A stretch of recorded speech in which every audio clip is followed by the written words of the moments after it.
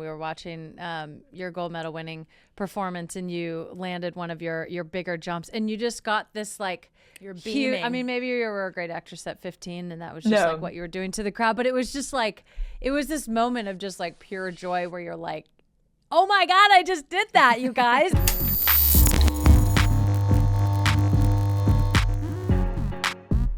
Hey everybody, welcome back to the show. We are fresh off a Seattle sports weekend. Wow. We were doing the sports. We checked out the Seattle Torrent game, which was so fun. So much fun. It was great. 12,000 people, such a great atmosphere in there. Great crowd in there. Man, they didn't get the win, which was tough, but they do shootouts. Yeah. So it ended in a tie in regulation, and then they go straight to a shootout, which I loved. Yeah. That's what I think soccer should do. Just go right to it. Go to the PKs. Should Give we do the people what they want. Should we do because they do the 3-on-3 as well. 3-on-3 for 5 minutes. Who does that? The hockey. What? Where were you? They go to overtime. It's 3-on-3 Oh, there was an overtime? for 5 minutes. Your girl was drinking. I'm not even going to lie. I missed that. They go to 3-on-3 for They go 5 to minutes. 3-on-3 for 5 minutes, and then they I go thought it went straight to the shootout. No. I was talking. We were in the suite with Malala. I was Yeah. having a grand old time. Malala got a standing ovation. I know. And a long ovation, Yes. which was amazing. Of course. She's lovely. Deserved. I think I may have met her one time before, but haven't really spent much time with her. She's obviously just great. Yeah. It was fun to chat with her. So we had a great time. We got our jerseys, so now we're ready for the next game. It was Yeah. the first time we could get out there. Our schedules haven't aligned, so I'm really glad that worked out this past weekend. Yeah. And then, of course, Seahawks. The Seattle Seahawks with a huge, a blowout. A proper blowout. They put a whooping on. Yeah. That So, was, shout out to from them. the very first second. Literally. We were actually watching from our little perch up in Queen Anne, and we were on a 30-second delay to the actual game, obviously, TV, and we heard the fireworks every single time they scored. So that was kind of a fun little, game that we played. It was a nice, relaxing game for us. They'd be like in the red zone, and all of a sudden we would hear boom, boom, boom, boom. We're like, oh, they did it. They scored. They scored. Yeah. So I guess, opening play was a 95-yard return for Rashid Shaheed. And I don't know if you remember, but when the Seahawks were in whatever the hell this is called, the divisional final, I have no idea what these things are called. No idea. But when they're in this type of game against the 49ers many moons ago, they set a record for like crowd noise. They called it the Beastquake. I think that's what they called it. Yeah. They're calling this one the Speedquake. Ooh. And honestly, you could like, well, we heard the break the fireworks, sound but barrier? yeah, Wow. you could feel it. So we just Oh, want to say yeah. congrats to the Seahawks, and obviously best of luck this weekend. We'll be watching. Oh, yeah. Should we go? Absolutely. We had a grand old time. Maybe we should go. The Rodman rule, back in the chat, We're going to be talking about that today for sure. also known as high impact player Hip. rule. Yeah, we're definitely going to be talking about the drama around that rule.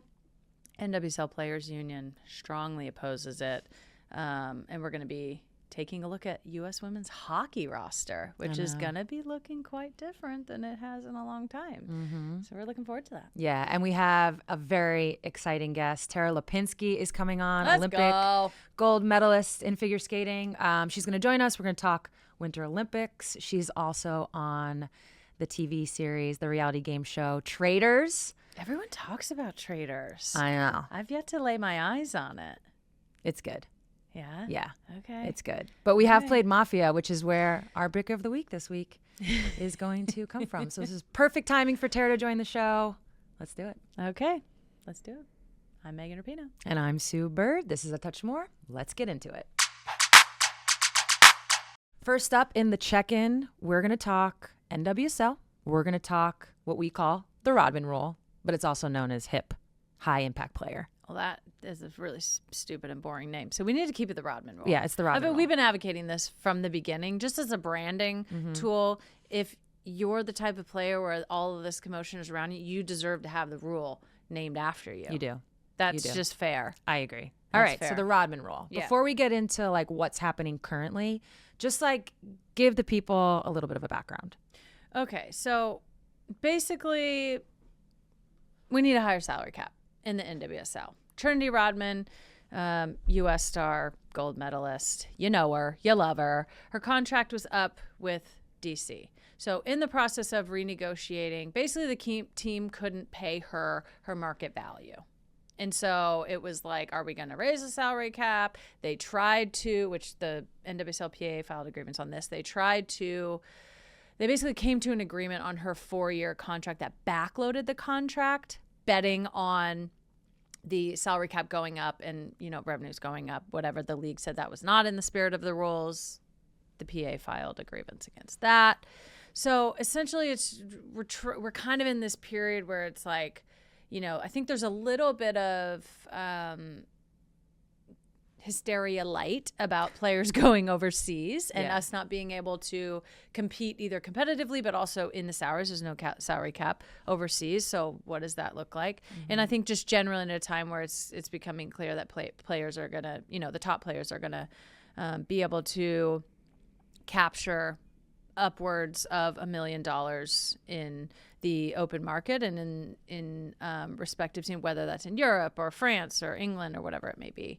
And we're not able to pay that. I think the salary cap currently is like at $3.5 or $4 million.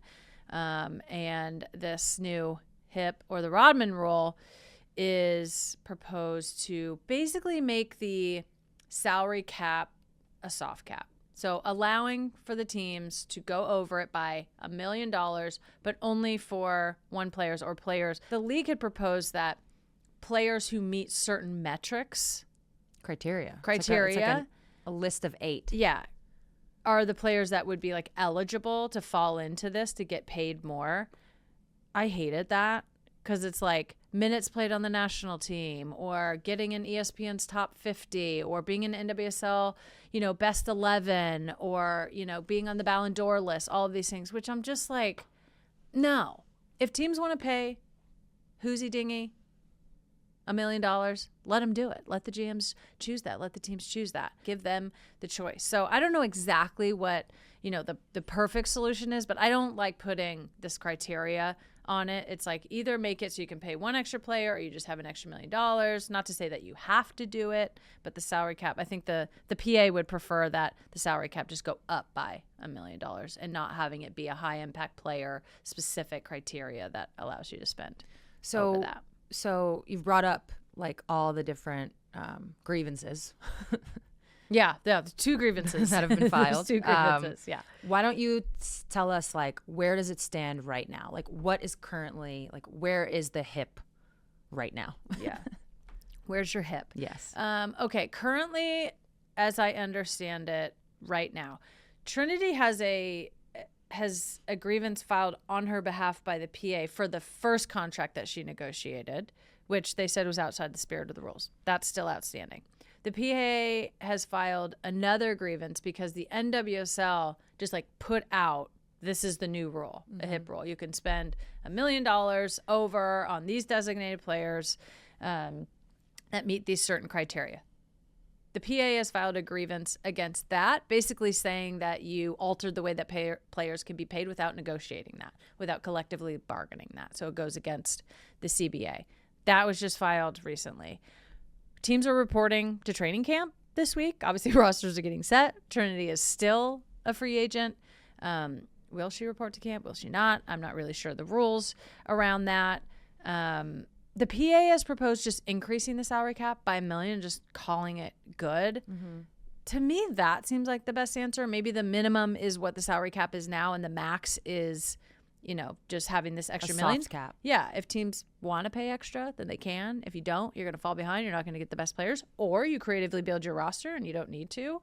There's money that players can go after if they're that type of player, or if you're trying to either keep talent or get talent from overseas, whatever that may be. But it sort of just gives the opportunity for players to get paid more and paid closer to their market value or what they feel like their market value is, and also puts the responsibility on the teams. Otherwise, it's like this player is like marketable, but they outside the 50, and then they made, the Guardians top 100. I'm like, what are these? Well, these are random metrics. It was reported how someone like Sam Kerr technically wouldn't qualify. Right, because she's been injured and she wasn't in the Ballon d'Or 30 list, or she hasn't played the minutes that she needs to play. Right, and I'd pay Sam $1 million to come here and play on my team any day of the week, any day of the month. Yeah. So yeah, it has some clear holes. And I think just from like a make it make sense standpoint, I'm like, we're just going to like put someone's salary on this like subjective thing that like you make the list or you don't. I mean, it would likely capture these, you know, most of the top players probably in the world, but why would you even do that? And I just think it sort of takes the responsibility out of the GM's hands. I always want them to be able to, you know, make their own decisions and like earn their position as well. And like if you're a good GM, make that money work for you. If you want to spend it all on one player, if you want to pay a player $1 million, $1.5 million, you can do that. Or you can build your roster in a different way. What do you think about this? I think it sounds like players are going to get paid, so I like it. Yeah. I mean, they got to figure it out. But Yeah. I mean, if the two options are the Rodman rule or just, you know, extending the cap $1 million by $1 million, someone's getting a lot of money. Someone's getting paid. And I like it. Yeah. So I like that part about it. All right. But yeah, I think the part you bring up about, I'm sure on the league side, there's a conversation of, it's kind of reminded me of like how baseball is, like the Yankees, right? Or it's happening right now with the Dodgers. Like just because you have a lot of money, that means you're the good team. How does that impact the whole league? So if there are franchises that want to pay this $1 million, others don't, I'm sure that's all into consideration. But I think if the players get paid, I'm all for it. And I like it. Love it. Yeah. All right. So currently all of this is in arbitration. So we'll definitely be, keeping our eyeballs on that and updating you guys. Okay. Time to talk about the Winter Olympics a little bit. This is in honor of our guest, also in honor of the fact that we just went to a women's hockey game. So I'm getting in the spirit. That was my snapshot. We want to look at, like I said, the women's USA hockey team. It was announced last week. They have a little bit of a shakeup. Ooh. The roster makeup. A little shake up on the makeup. What's interesting about the U.S. women's hockey roster is the makeup. There's it's a roster of 23 players, and there are 12 newbies. I like it. 12 newbies. Quick shout out to Hillary Knight. She's going to be playing in her 5th and Captain final America. Olympics. Always love us some Hillary. But yeah, it's a lot of newcomers. One is Layla Edwards, who's 22. I think she's still in college. She's also the first ever Black woman to be on the Olympic ice hockey team. Awesome. But this brings up an interesting conversation around roster makeup, right? And like what we've talked about it at times, especially in regards to soccer, but like what is the right makeup? Like does having 12 first timers at the Olympics, is it good to have that youth? Do you like how it's pretty much an even split? Or what are your thoughts on the makeup of a roster?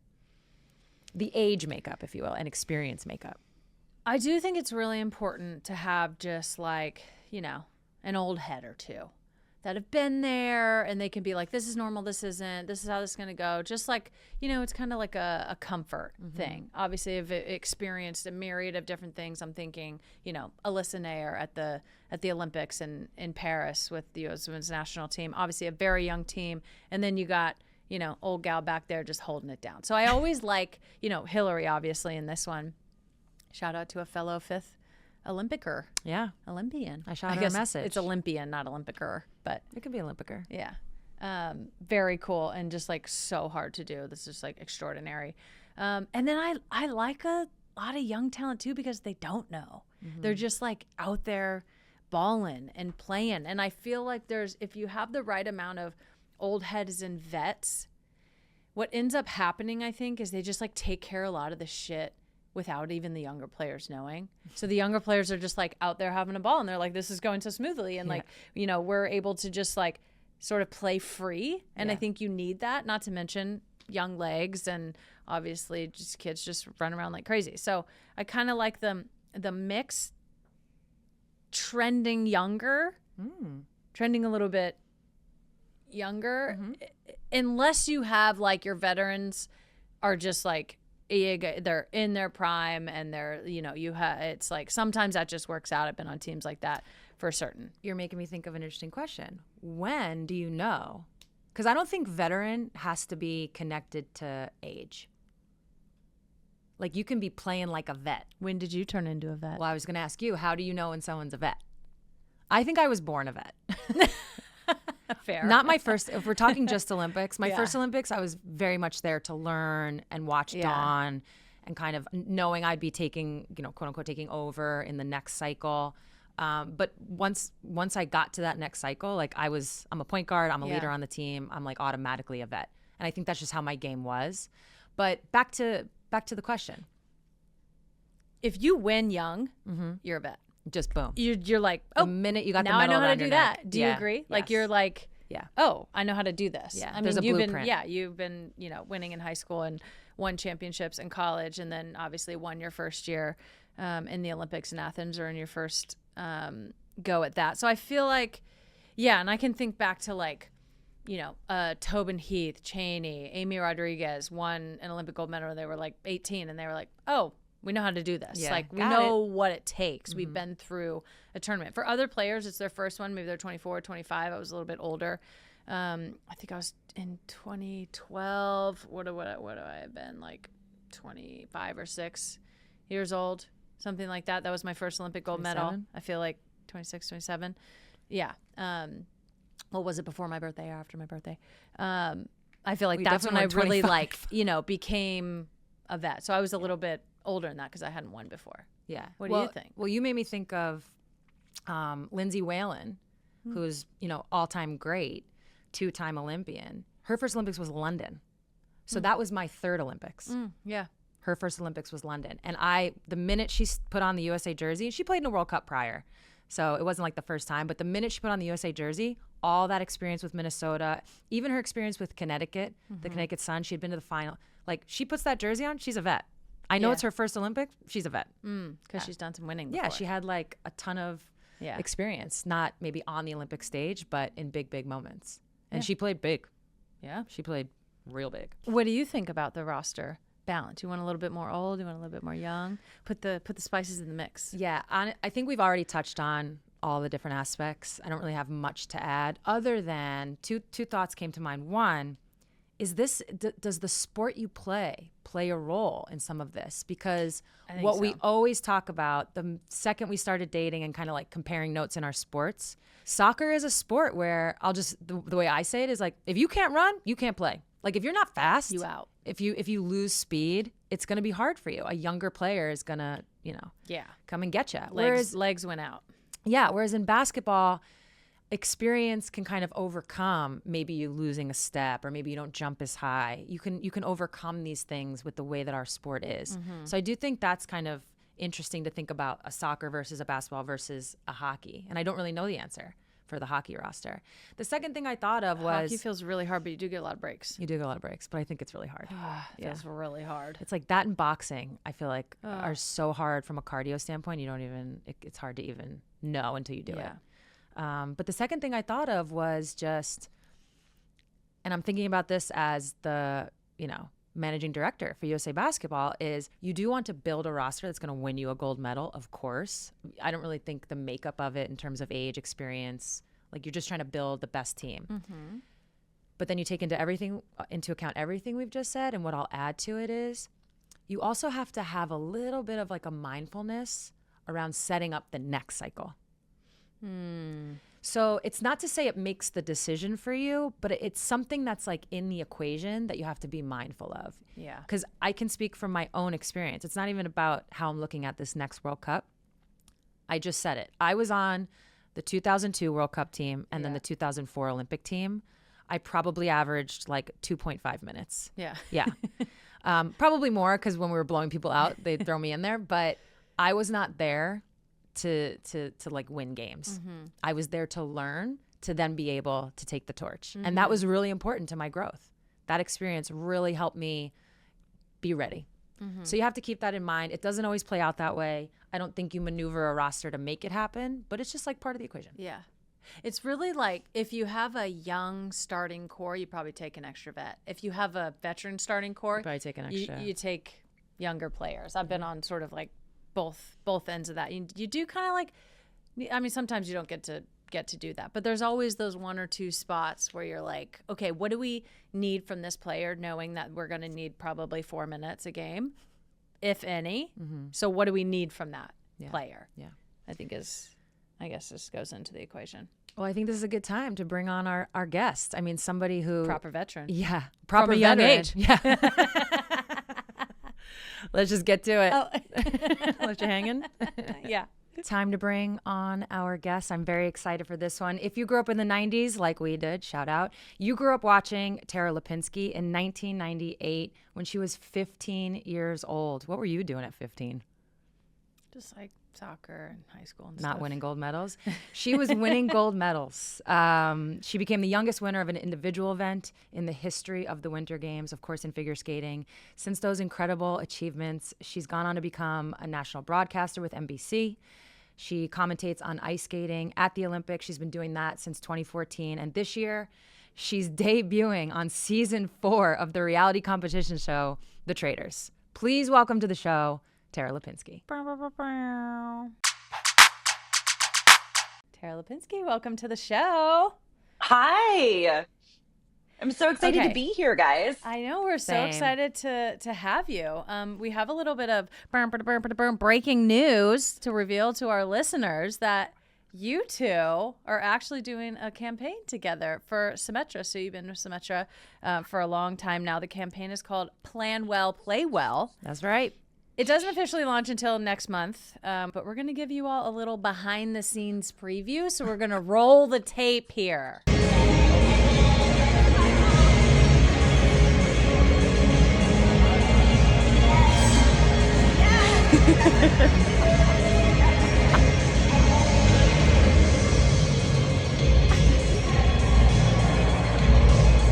This was like one of the best days though, Sue. This was so fun to be able to teach you how to ice skate.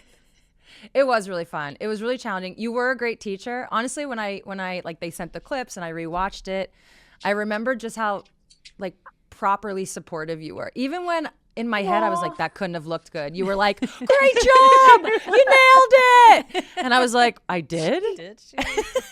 You did. I believed. Yeah. No, it was so fun. So that what we saw, that's your first time seeing it. Yeah. That was So my what we first saw time. was that's obviously Tara teaching me, but that was the first like moment of what ended up being my 20-second performance. It was my short program. You did. It was your short. Sue, this is great. You even know the terms. It was your short program, and it was like full costume, full spotlights. It was incredible. Oh, it was so fun. What's we had a great clear? time. What's clear is that Tara, you still have it, and Sue, you're getting it. Yeah, I'm getting there. You're getting it. I'm getting there. I'm gonna take you on the ice. See if you can waltz jump. Yeah, think I you can could. teach.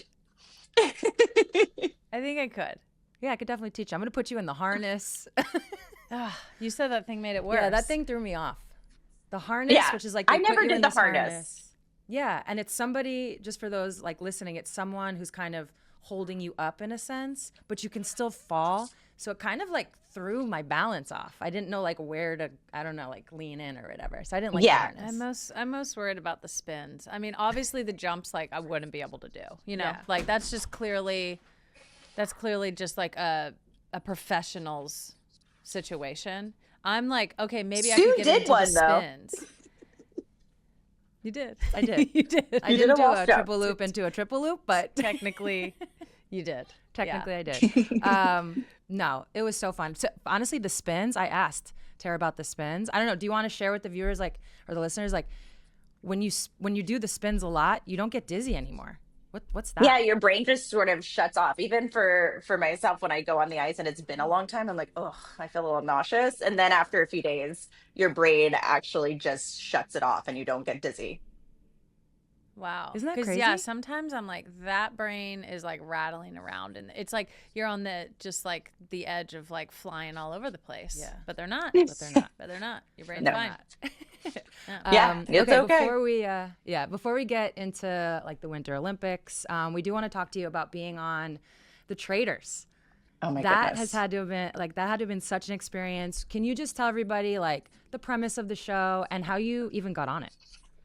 So it's a reality show set in Scotland in a castle, Alan Cumming's castle, and he's the host of the show. He's brilliant. And what they do is they bring about 24 people, and we don't know who's going to be there. And we step into the castle, and either you're going to be a faithful or you're going to be a traitor. And Alan chooses who the traitors are. And then it's like a game of Clue or Mafia, and you just have to then figure out who the traitors are, and you banish someone every day from the castle, and then the traitors murder someone every day from the castle. And it's this wild experience. And I thought going into it, when I had the call with the producers, it's like, okay, like I've been under pressure. Like it's gonna be fine. And I don't know why all these people when I watch the show are crying. This makes zero sense. I'm gonna be good. And then you get there, and I went. I actually knew Johnny Weir, my partner in crime, was going to be on the show together. So it's the two of us there in the castle together. But we still call each other to this day and be like, "Are you having dreams? I'm having PTSD from the castle." Like it is a wild experience because you get there and you're isolated for for a very long time. You don't have a phone. You only see these 20 people and you start to really connect with them because you have no one else to talk to, and then you have these friendships you're building, and then all of a sudden Alan comes in and is like, choose yourself or choose the person next to you, and you're like, no, I can't do that. That's awful. Oh man. Were you a traitor or were you a faithful? No, I'm just kidding. Yeah, well, I can't. It's already out, so I am a faithful on the show. So That's right. yeah, I don't know if I would have fared well being a traitor. Yeah. Did you have like a method like that you found that was able to help you figure out who were traitors Yeah. and who weren't? Well, I mean, the one thing that's very disturbing is when you come home, you realize, okay, like I thought I had good instinct. I definitely don't. The gut instinct thing is way off because all my gut instincts, you realize you're wrong. And when people watch the show, I realize it now. It's, when you're watching the show as a viewer, you know who the traitors are. So you can pick up on the things that seem really fishy. But when you're in the castle, there's just so much time. I mean, you're watching an hour episode. It's 20, we're filming 20 hours a day, and there's so many moments that really confuse you. So it's not like a viewer watching the show where you're like, of course it's this person. So you get it's really disorienting. It's crazy. But Johnny and I's strategy was to really lay low and to not let anyone in on our friendship because we're best friends. We work together, but and I don't know, no one knew. No skating fans, I think, in the castle. So they That's just really crazy. didn't catch Really? on that we were friends. And we just like would run around the castle, and if there was ever a moment just to steal a moment away from everyone else, we'd be like whispering. And we were obviously our goal was to play together. We either wanted to win together, make it to the end together, or I would win and we'd split the money, he would win. Like it was a team Yeah. effort from the start. You're in cahoots. I did see the one clip Yeah. where he fell in the water. Oh my See God. That was funny. That's Tara was funny. standing right there. Did she push him? Yeah, did you push him in? Oh, he was and the locks in Scotland are so freezing. Like Cold, he was yeah. like cold the rest of it. It was awful. What was the hardest part of doing reality TV? Obviously, you've been in front of the camera literally your whole life since you were a kid. What was the hardest part of doing something like that? You just said it was like 20 hours a day. Are you just kind of like always on? You lose I think the athlete in me, like you're so used to working long hours and working hard and never noticing that I didn't notice that I was becoming sleep deprived. Yeah. But the hardest thing for me, I mean, I think this is the most vulnerable I have ever been on the show. I mean, it's already like 5 episodes are already out and I've cried like twice. So you know, it's interesting because you really don't remember that you're being filmed, and you don't see cameras that often, and they do such a good job. You're not in really contact with producers at all, and so you're kind of playing this game. And I know this sounds crazy, but it feels real at a certain point. Mhm. Like it Yeah, you're feels in. real, and you have made friends with these people. And you walk in one day and people are thinking it's you or thinking it's this person, and it's just it's a wild experience in just psychology and what humans Mhm. do when you put them together in a space where they're isolated for so long. And so for me, I really struggled with my mind and my heart. So I wanted to play the game and I'm competitive. So in the challenges, it was easy and fun because I felt like I had a box where I was like, okay, this is okay to be super uber competitive. But in the castle, I really struggled with, I'm also one of those people, like I love making friends. So I went in and I made friends with all these people. And it was really hard for me to put that aside to play the game at certain points where it was, that's why I would cry. So I think I was my most vulnerable on this show just because it was, it was so real. And I know that sounds so silly, but it feels very real in the moment. Well, yeah, No, like that totally makes sense. what you guys are doing. I mean, obviously it's reality TV, but you're trying to win the game. So then that part is, I'm into that. I'm like, yeah, I don't want to watch someone who's like constantly trying to like, scheme and sort of always like, almost like breaking the third wall of just like constantly trying to play the game. You got to get in there. You got to like lay it out. Traitors season 5. Yeah. Megan Rapinoe. I tell you what, I'd be terrible. I'm not good. I'm not good at the secrets and the lies and the scheming, and it's a mess. Yeah, but that I wouldn't I felt like I really wanted to stay true to myself on the show. I wanted to compete the best that I could, but not. I just I've never done reality before, so I came in as myself and just tried my very best to play the game with integrity, but also trying to figure it out and not hurting as many people's feelings as possible. Yeah. Well, this sounds like advice for Winter Olympians, to be honest. Yeah, they're in the village. Yeah, they're in the village. We are going to move on to the Winter Olympics starting in less than 2 weeks. I know you're excited. We're excited. You're going to be leading NBC's coverage of figure skating. You're the lead analyst this year in Milan.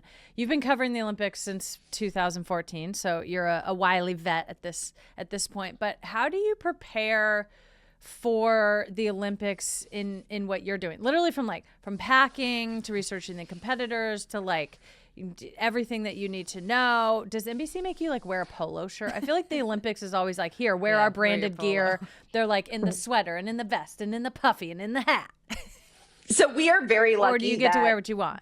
We get to wear what we want. And that's sort of been Johnny and I's thing from the start. We'll just, we go big, we go sparkly, we put on a full skating performance in the broadcast, in the broadcast booth because I love it. Why not? It's a show, it's fun, and we like to match. So it takes a while to build our wardrobe beforehand, and we come with like sometimes 15 suitcases between. It's crazy. I love this. Yes, and we have wardrobe racks, and it's kind of insane, but we have a good time with it. And I'm starting to pack now. We leave in about a week, and it's already. I mean, I'm on like suitcase 5. So, how do you prepare in terms of like? I mean, obviously, all of the people. Are you like thinking about their routines, or is that like revealed yet? Like, what do you need to do to prep in order to be ready for the broadcast? Well, we commentate throughout the year, every year, even in obviously non-Olympic years, we have Grand Prix seasons. And so we're so well versed on these skaters. We're every Sunday while football's on, we're also on. But we are constantly doing notes, constantly working with our researchers to find out any little tidbit. The notes is, you get this big binder, and that's probably the biggest prep of just, for me, I'm such a perfectionist when it comes to this. I want to know every single bit of information about a skater so that something happens, on the fly that wasn't expected. I have that nugget of information to pull out, and, just constantly thinking of how to bring viewers to skating. If someone turns on the TV and has never watched skating, what's going to make it interesting? What storylines can you kind of captivate people to love the sport that I love so much? So that's sort of the prep work that we do. Okay. So we're both fans of yours from your Olympic run in 1998. You won gold. It was epic. You and Michelle Kwan, they hyped it up. And it kind of came down for you in your free skate, like the longer program, where you had like a lot of difficulty in it. So I'm really curious, like as you're preparing, or as a skater now is preparing the routine, how do you balance like wanting it to be technically difficult because you get scored for that, with also being able to nail it, but also being able to like put on a good show and a performance? Like, how do you balance that when you're building your routine out? Well, you have a great team around you. You have choreographers, and in my time, it was a little different. We had more room to really be artistic and add in moments that were, just ours. Where now with the new system, almost every step a skater takes is scored, so it's jam packed, and it has a little less time for those moments that everyone loved in the olden days of skating, when you think of Dorothy Hamill and Peggy Fleming and all the beautiful spirals and moments like that. But yeah, you really plan this the summer before your season, and you build out the program to try to, whether you're portraying a character or a story, whatever it is, to have that thread throughout the performance, but still obviously go for the technical merit. And for me, I was a technician. I loved to jump, and I loved to compete. So I was always loading my program with as much technical content as I could. Yeah. Wait, can you describe the difference in the scoring systems and how they are different from one another and when they changed? I didn't know that. Yeah, so it was actually my husband's a director, and we actually during COVID did a 4-part series on Hulu for this exact subject. It's called Meddling, Meddling, but it will go through everything if you're very interested at some point. But it is what happened after the 2002 Olympics, where I don't know if you remember watching in Salt Lake, two pairs teams, a Russian and a Canadian pairs team, shared a podium at the end of the day. There was the judging Mm-hmm. scandal with the French judge. And so we actually went, and I went to France and I talked with her. It was a bit wild. Ooh. But yes, but we changed. Obviously, the sport needed to change it because it is a bit subjective, just in essence. You have this artistic Mm-hmm. value, you have this technical content, but there's, it's not a finish line. It's a preference of style. And in the past, when I skated, it was like 5'9", 6.0, and it was just really the Wild West. Whereas now they really have changed it all. So everything you get is a point. You fall, you get a deduction by a point, and then there's, it's very complicated. So I won't get in the weeds, but that changed in 2002. So now it tries to protect the sport from being so subjective. Okay. Well, you talked about how you like to have like technically difficult, and you were kind of like building that in. So we just got to give a shout to the triple loop, which I recently learned what it actually is and why it's wild. difficult, which is like Tara jumps, turns 3 times, lands on one foot, and then jumps again off that other foot without the other foot. The leg strength is crazy. Crazy. Crazy. We watched it on repeat this morning. Yeah, we did. Oh my God, I love it. Ow. Ow, Yeah. ow, ow. But earlier, actually, in our pod, we're talking about the hockey team. The women's hockey team has this like kind of like a different look to their roster because they have a lot of youth. You were 15 years old when you competed. So, I bring up the hockey team because there's a conversation around, how do you need experience? Is it better to have youth, right? Like how these things play out. I'm curious for you as a 15-year-old, how do you think your age like helped you? How do you think it maybe hurt you?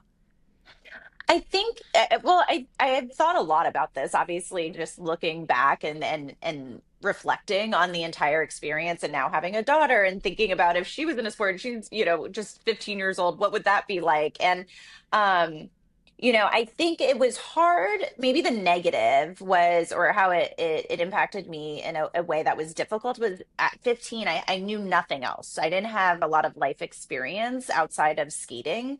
So for me, it was do or die every single day. It was, if I won a competition, that was everything. So the highs were really high, but the lows were really low, because for me, it felt like there was no other option than to win, because it was my whole life. And I didn't have the life experience and perspective of thinking, okay, I have a beautiful family. I have so much outside of, this sport to remember that, my entire life is not just skating. But when you're that young, I mean, it kind of is. It is. Yeah. And Totally. so that was probably the hardest part, because I took it, so hard. And I was such I think just naturally just type A perfectionist.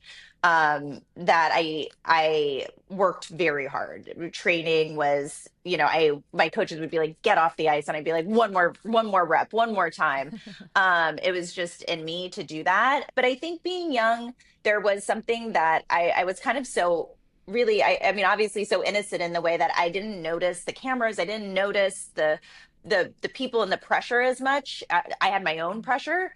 I couldn't have handled anymore. But I think that maybe I connected with the audience and the people because I really loved to skate that much. So I was just this kid that was like, you just had like a hidden camera on who was just like screaming and happy and smiling and living in the moment. Which I think, when you get older, maybe some of that changes a little. We did. I actually had this moment this morning. We were watching your gold medal winning performance, and you landed one of your bigger jumps, and you just got this like You're huge. beaming. I mean, maybe you were a great actress at 15, and that was just like what you were doing to the crowd. But it was just like it was this moment of just like pure joy where you're like, oh my God, I just did that, you guys, and you watched it, and I did it, and it was just like, yeah, you're a kid, like you're 15, but on the world stage, so much pressure, and yet you're still just like out there having fun. Yeah, It was a really cool moment.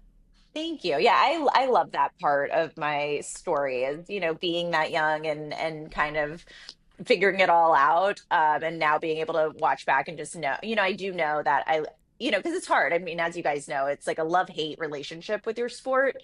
To me, it's like a person. Skating is a person. It's a relationship, and some days I want to divorce it, and some days I love it more than anything. And Right. I just think for, someone so young going through that, I loved it. And I think that that passion that I had for skating, I now as an adult just feel so lucky that I found something in life that I was that committed to and truly loved, even though there were days I didn't love it. Yeah, definitely. No, it's cool to be able, as a former, I mean, we always talk about as a former player, but as a former skater, to be able to take that into your job now. Obviously, you skated in like the heyday back in the 90s. I feel like that was just probably like the best time for kids growing up our age. We had the best little generation. We really did. Yeah, we really did. It was a great time. But it's cool to be able to, for you to be able to take that perspective into this new generation. You know what the pressures are, and you know what they're going after. You've said that this kind of feels like there's an excitement bubbling up again, and this might be a turning point back maybe into a global stage or a national stage. Can you tell us a little bit about this roster, what we should be looking forward to, and like some key players? There's obviously the big three, as I've just now called them. Yeah. As I've just now called them. But what are you excited about for this figure skating roster? Yeah, I just think, I skated personally at the height of figure skating's popularity after 94 with Nancy Kerrigan and Tanya Harding. And then there was so many incredible skaters and rivalries that were sort of developing, me and Michelle Kwan and Sasha Cohen. And it was just really a really cool time to be part of skating. And there were so many opportunities, and these skaters were household names. And that energy you felt it sold out arenas, and skating's a bit cyclical, and right now I feel like that's what I'm saying, the energy is coming back up because the last decade or so it just kind of has fallen under the radar in my opinion, and it's now changing, and you're seeing the arenas completely sold out, and I think it's because you have so many incredible athletes that are competitive, and there's going to be US medals brought home this year. It's been 20 years since an American woman stood on the podium at the Olympics. And this year, one, two medals, maybe. I mean, there's even a possibility there could be a sweep. So the excitement there is definitely building. And then you have a skater in the men's event, Ilya Malinin, who I watch him skate and I definitely think, is this AI? Like, I don't even understand how it's possible. I never thought, I never thought it could be done what he's doing. He's in his own league, and it's incredible. He just breaks records every time he takes the ice. And it's sort of one of those phenomenons like it's Simone Biles, when you have someone who's just so good, it just attracts so much attention and excitement towards the sport. So I feel like he is the Simone Biles of this Olympic Games, and it's going to be cool to see how many medals the U.S. brings home. Yeah. I want to talk about three skaters, particular Lissa Leo, Amber Glenn, and Isabeau Levito.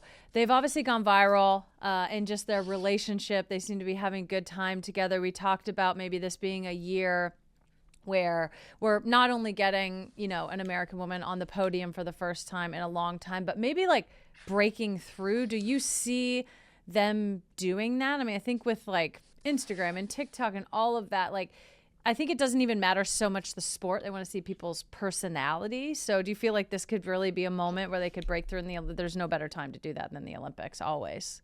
Yes, definitely. And I think the big three, all of them, they're friends, they're supportive of one another, but they're also incredibly competitive on the world stage, going for these, podiums. And you look at someone like Alyssa Liu, she's actually having a comeback. She retired after the 2022 games, and she's now back. And it is one of the best comebacks I've ever seen in our sport, because it really is it's not of pressure, it is of passion. And I don't know what secret she has, but it's almost like she's skating in this little bubble where she doesn't feel the pressure, and she tells us like, I don't feel it. I mean, again, that's what every athlete, is searching for, the secret of, how to mentally be that tough. And I always joke, because I'm like, all the skaters should be calling her and being like, you need to be my sports psychologist. What are you doing that you're able to deliver under pressure this seamlessly, and then also just perform with so much joy and passion? And she just tells it like it is. She's so cool. She's so funny. And then you have Amber Glenn, who's a little bit older. Again, older. It's in our sport. She's older. She's in her mid to late 20s. But for skating, that just goes to show that she's been in it for so long. And this is her first Olympic Games. And her story, I mean, it just will tug at your heartstrings, because like, one word is just perseverance. She has gone through it all, and she has been knocked down, and she gets back up, and she is so tough. And she also skates and talks to the media and to everyone just with her heart on her sleeve. So I feel like that vulnerability is something we all want, and to see from an athlete. And then you have Isabeau Levito, who is, I always say, she's the quintessential skater in the snow globe. She is the most athletic, graceful, elegant skater. And she's a perfectionist as well. So I definitely identify with her. She's rep after rep after rep. She will say that some days I never fall in practice, which just blows my mind, because obviously you're skating for 4 to 6 hours a day. You're going to fall, but that's how consistent she is. And she also has like a great sense of humor. So seeing the three of them together, and their personalities so different but so relatable, and they're just so engaging. Do you feel like there's like a changing culture around figure skating, maybe a little bit more open? Obviously, they all three of these have access to social media, and they're letting more of their personality out. Amber Glenn is openly pansexual, or the difference in, routines or outfits that they're wearing. Is there like an evolving culture there that's maybe bringing it back into the spotlight? Or how do you see kind of that like broader spectrum of individuality coming out in these skaters now? Well, I mean, it's like we need that, right? Especially figure skating. Sometimes it can be a little stiff and stuck in its ways. And I think that it's so nice to see it finally changing and evolving. And I do think these three women are, moving it even further. And I think the Olympic Games is a platform where it's going to take it to that next level, even, so that the kids at home that are 5 and 6 watching the Olympics for the first time, this is the version of skating that they're seeing. This is who they see themselves in these skaters. They want to be like these skaters, and they want to, they know these personalities who, like we talked about, are either breaking, boundaries, or pushing the limits a little bit for what our sport used to be, of like the ice princess. That it's refreshing. Yeah. You mentioned earlier that, the U.S. hasn't medaled in a while. Sasha Cohen silver in 2006. The last time was a medal. Gold, Sarah Hughes before that. Why do you think that is? Why haven't we medaled in so long? I don't know if it's just a streak of bad luck or, for a while there, Russia was very dominant. And obviously with all the doping and the issues they have, they haven't been part of, and the war, they haven't been part of the Grand Prix. They haven't been part of the ISU sanctioned events for, years now. They are going to send one skater. But I do think they were so dominant and they were pushing the boundaries of the technical bar up so high. It was really hard for other countries to keep up. And it wasn't just one Russian skater, it was, the three Russian skaters at the last Olympics. You had a Japanese skater, but you had these three Russian girls doing these quads, which, not many skaters can do. So I think there was a mix of things. And I just think now it is just that perfect timing, the perfect storm of all three of these women are really well-balanced skaters. They're artists, they're technicians, and they're good. So it's going to be really exciting. But if you look ahead to this Olympics, it really is going to be a showdown between the US and Japan in the women's event. What performances are you looking forward to the most out of the skaters? Definitely Ilya Malinin. I don't know, I would say if you never watch skating, you have to tune in for him. It is just that must-see TV where he is doing quads, but he's doing quads. He does a quad axle, which is actually 4.5 revolutions. No one else can do it. No human has ever been able to do it. He's the only one that can do it. And he's putting, you get 7 jumping passes in a program. And just recently he hit 7 quads in a program and won by 75 points. And he does it with such ease that it's actually mind-blowing when you watch, because a lot of times you watch skating, you're like, oh, that jump looked hard. That was awesome. But he makes it look just so easy, and he has a really fun personality, and he's a little cocky, and he has a little swagger to him, but he's still this young kid. So there's this mix of just raw athletic talent that it's incredible to watch. Fun. I know. Is there anything outside of it? Like, do you get to see any other events, or you just like work? We have so many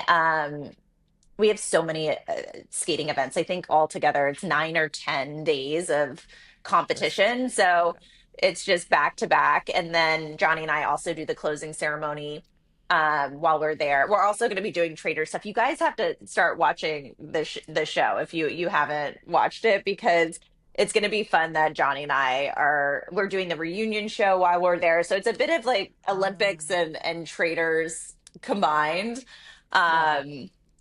But yeah, pretty much all Johnny and I talk about now is Traitors, because it was the most bizarre experience of our life. Like, we're commentating and then we're like, do you remember this? Or do you remember? Yeah, forget gold medals. No, people are tuning in just as much for your relationship as the quads and triple axles on the ice. That's for sure. Absolutely. Okay, before we let you go, we like to play bench start cut on this show. So I'm going to give you 3 things. You're going to tell us which one you're starting, which one you're benching, which one you're getting rid of cutting. Okay. Olympic gold medal, your Olympic gold medal. A Traitors win, winning the whole show. Or seeing me nail the waltz jump. Wait, what am I doing? How am I doing this? Sorry. So basically it's like, which one, essentially like which one's your favorite, which one's your second favorite, which one's your third favorite. Okay. Which one are you? It's essentially, but like you're starting one, like they're in the game, you're benching one. I mean, the starting one I think is Yusu. I mean, should that be my biggest, that's probably my biggest accomplishment. Yeah. And then we agree. Then then we'll bench my Olympic skate, and then we'll just, I mean, I love Traitors, but I think in the grand scheme of things, we'll probably have to cut that one. Yeah, makes sense to me. It makes sense to Sue. Sense to me. Honestly, I think the waltz jump was like had the most doubt connected to it. Yeah. It was a the true degree of unknown. difficulty for me was like an 8.0. A true I don't know what unknown. Yeah. Thank you so much for coming on. This was so fun. Have the best time in Milan, and we're gonna We're going to try to check. We're coming also. We're going to try to check out some figure skating. So maybe we'll see you we there. might see Oh, you. yay. I'll get to see Should we you come guys. into That the would be booth? awesome. Like, should we get some God, I would feathers love and come that. into the booth? I don't know, a boa. Yes. You would be great. Oh I my feel like God, I've seen come. Johnny in a boa. Like, For I sure. could wear just like a Yeah, thing, there's feathers, ready. right? Really, Yeah. anything is a go in our booth. You can wear whatever you want. I love that. I love that. Well, we might see you there. Thank yeah, you we so might much see for you. coming on. Thank you. Well, that was so fun. Isn't Love she her. great? That's why she's a great coach. I mean, she's great. I can see why you absolutely nailed the walls jump. Yeah, she makes you believe. My two big takeaways when she was talking about Russia and just like how they were dominating. So obviously I played over there for 10 seasons, and a lot of times we had to share some of the gym space because like it's hard to explain, but some of the gyms that I played in were also like had like a local gym part to them, Okay. right? Like for Yep. the public. And we'd have practice, let's say at 11, and from 10 to 11, it'd be little kids in there doing all their ballet stuff, getting ready for ice skating. So we would just like sit there, wait to get on the court, and it would just be like, I'm talking like 4, 5, 6-year-olds, like working on all their maneuvers. Yeah. So it's like zero surprise. Yeah, no, they're grooming them. it's in the culture Yeah, there. yeah. And she also said she falls a lot in practice, so that made me feel a lot better too. Yeah, she knows what the mushy elbow Oh is. yeah. Yeah. Oh yeah. I wonder, But yeah. they probably wear like pads? No, absolutely not. That's why I did not wear pads. Oh. I was like, Tara Lipinski's not wearing pads. I am not wearing I'm pads. not wearing pads. No. Yeah, Gosh, she come was on, great. take Looking like a forward to champ. seeing her in Milan, hopefully. Yeah, Milan's gonna be great. The Bicker of the week. It's the Bicker of the week. When your partner's being sleek, it's the Bicker of the week. Yeah. And it's actually a great segue into our Bicker of the week, a Traitors Mafia Bicker of the week. Is it a Bicker? I don't know. We'll let the people decide. It's not really a bicker. It's actually just a funny story. Although there was a moment where I did want to bicker with you. I wanted Yeah. to bicker you at one You wanna point. bop me? Yeah. Okay, so recently with a group of friends, we played the game Mafia. For those that don't know it, honestly, I think the best thing is to probably look it up. But Yeah. as Tara was kind of talking about, in Mafia, the terminology is there's villagers and then there's Mafia, right? So people get picked to be Mafia, people get picked to be villagers, and you have to figure out who's who. And What was people are theirs? getting Traitors, killed. Faithfuls? Yeah. Traitors, Faithfuls. Yeah, Okay. so it's a little different Villagers, from the Mafia. show, but anyways, there's always, when you play with your friends, like a facilitator, a narrator of the experience, because at one point you have to tell everybody to sleep, and then you say, Mafia, like wake up. They pick their head up, and then it's Mafia, like who are you picking to kill? Yeah. You choose somebody, Mafia, put your head down. And then there's other characters, right? So there's the doctor who can save a life. Doctor, wake up. Yeah. Doctor, who are you saving? Yeah. That whole thing. And then there's The cop. the cop, the Yeah, detective, The police. Yeah. who can like, yeah. Yeah, Okay. pick who So it for is. those that know the game, you get it. So we played. Megan was the facilitator. Insistent upon getting my chance to be the facilitator because I want to do the storytelling. Yes. Because it is fun to be like, you wake everybody up and you're like, I hate to tell you guys this, but there's been a murder. It is fun to, been a tragic to get into incident. the story of it Yeah. all. Yeah. So Megan was facilitating, and she went through Mafia, close your eyes, da, da, da, da, and then she got to the doctor, which our friends actually called an angel, but we'll keep it at doctor. And she said, Doctor, wake up. I was the doctor. So I lifted my head and opened my eyes, and we made direct eye contact. Yeah, I saw you. And she said, don't skip ahead on this one. I know you want to. Don't do it. She said, Doctor, who do you want to save? And I went, and I nodded and pointed with my eyes. Yeah. I gave a to one of our friends. She said, okay, Doctor, sleep. So I put my head back down. And then right away, she followed with, Doctor. No, I didn't say Dr. Sleep. I was just like, Yeah, you did. Because then you said, I put my head down. Because then you said, okay, Doctor, wake up. And I woke up. And the tone of your voice, I was feeling feisty. So I woke up. And she said, Doctor, who are you going to save? And at this point, I'm like, what the hell is going on? So I literally, in a big point with my arm. I went, and I pointed at the person that I originally Sans grunts. because I was like, what is going on? I was like, what are we doing here? She said, okay, Dr. Sleep. I put my head down. And then she announces to everybody, she says, okay, I think everyone needs to check their cards because the doctor doesn't know who they are. Honestly, And we all woke up and everybody, all our friends were like, who didn't read their card right? And then I obviously told this whole story, at which point Megan said, because I was like, what happened? You saw me. I literally aggressively pointed. I just feel like you like broke through the third wall. You like broke through. And even when you were waking up, I was like, I know. Like, close your eyes. I'm trying to find the doctor. I know. So It was like, for you some looked reason, at it me just, like, wasn't yeah, registering that I it was know. you. I'm looking for the doctor. Yeah. Have you seen And then her? when you did it again, I was like, As I if I was- know. I'm going to have everybody look at their cards again because somebody isn't paying attention. And that somebody Is me. was yourself. It was so funny. It was so funny. The way you looked at me, though, I was that like, also what? was my third time in a row trying to facilitate, and the third time I had messed it up. Failed. There's too many moving parts for me to handle that on a late night. Yeah. So, yeah, I guess that's not a bicker. Although there was a hot second where I was like, what's going on? And I'm I like, just shut up, pointed. Sue. You were like, yeah, I know. So the person's gonna see you when Like, they I'm open looking your for the eyes. You're doctor. gonna see what's happening. So let us know what you think. Let us know what you think. Yeah. 1-833 a touch 8. You know the drill. Maybe you shouldn't go on Traitors season 5. No, I'd be terrible. I'm just I kidding. would be terrible. No, you'd be I great. can't do that kind of strategery. You'd be great. No, I all right. wouldn't. Just a touch more, a little bit. Just a touch more. Yeah. Now it's time for a touch more.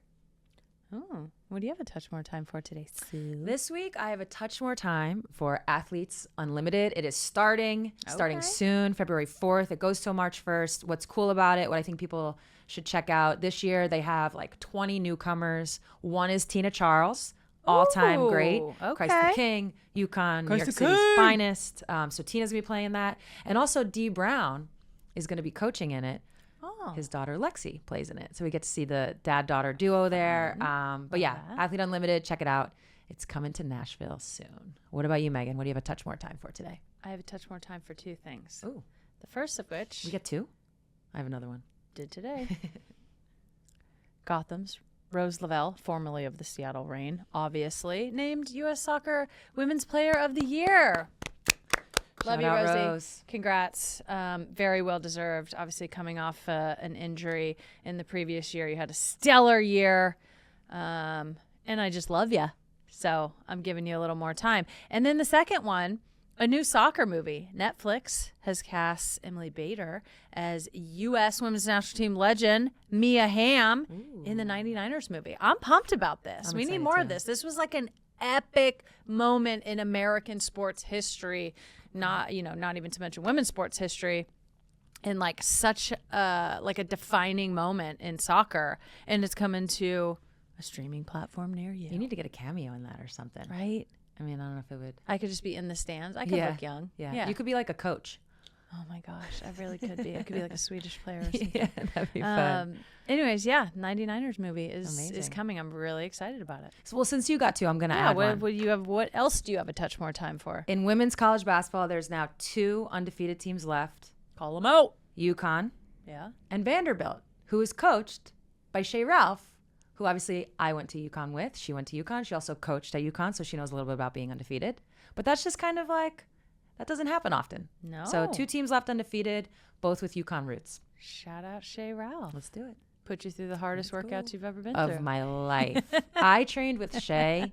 When I stopped playing overseas, I would drive up to UConn. I was living in Connecticut at the time. Drive up to UConn just to get my ass kicked by Shay. Oh my God. Combination of Susan and Shay. Tough. That'll take you out. Tough. That'll take you out. Those blondes, man. Yeah. What's up with you blondes? What do you count? We're crazy. All right. That's it for this episode.